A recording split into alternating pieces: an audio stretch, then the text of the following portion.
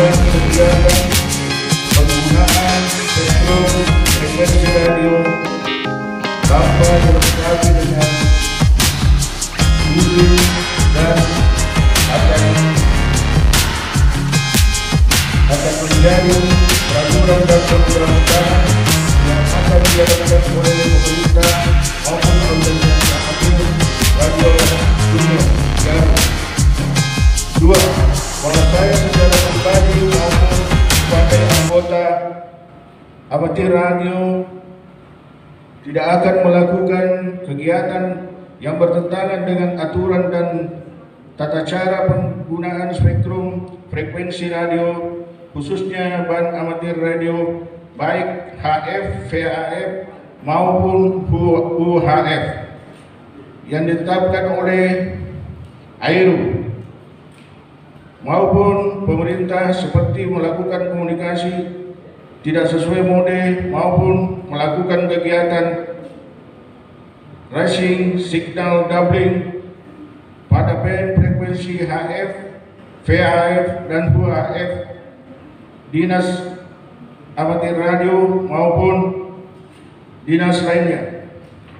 Tiga, bahwa saya secara pribadi maupun sebagai anggota amatir radio akan ikut serta bersama Balmon SFR kelas 1 Makassar untuk menjaga ketertiban penggunaan frekuensi radio serta bersedia menjadi pelopor dan contoh yang baik dalam menggunakan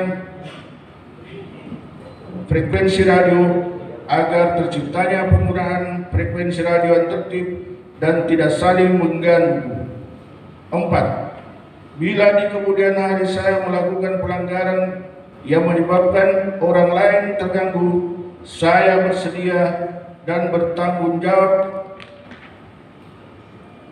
dan atas perbuatan yang saya lakukan dan dapat dibuat sesuai peraturan dan perundang-undangan yang berlaku, serta dapat dilakukan pencabutan izin dan keanggotaan saya sebagai anggota amatir radio.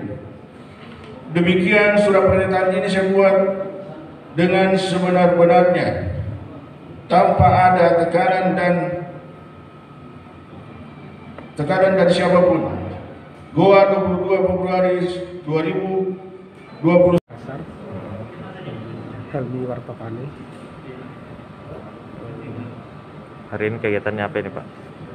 Kegiatan pelaksanaan ujian amatir radio reguler sistem CAP computerized yang merupakan ujian reguler tiap bulan kami laksanakan sejak tahun 2020.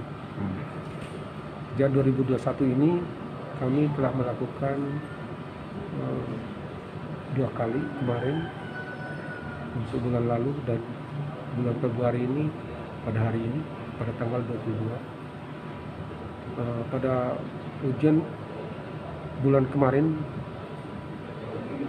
Januari pesertanya 102 orang, tapi yang mengikuti hanya 92 karena ada peserta dari Toraja Utara yang tidak sempat hadir karena terbatasnya aturan daerah, adanya aturan daerah yang terkait dengan